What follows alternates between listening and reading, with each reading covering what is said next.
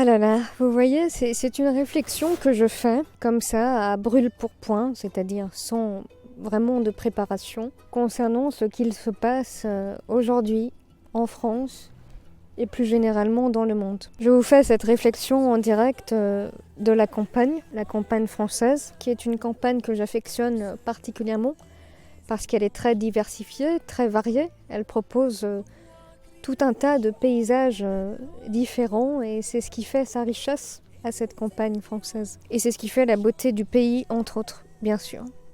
Mais pays qui tend à se dégrader en tout point, éducation, justice, santé. Ce qui se passe est terrible, mais je pense que tout ça est programmé par des forces qui nous dépassent, par des éléments qu'on ne peut pas saisir, des choses irrationnelles qu'on ne peut pas comprendre à notre échelle. Et c'est tant mieux probablement.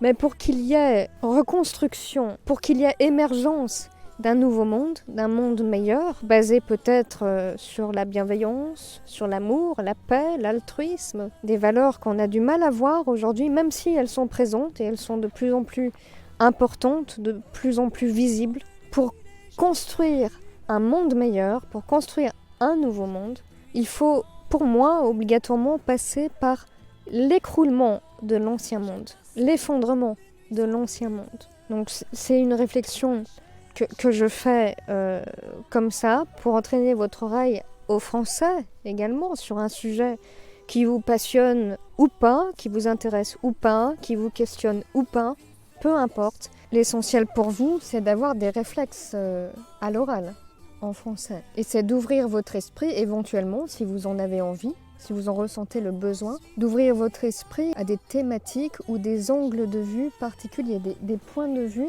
auxquels vous n'auriez peut-être pas pensé.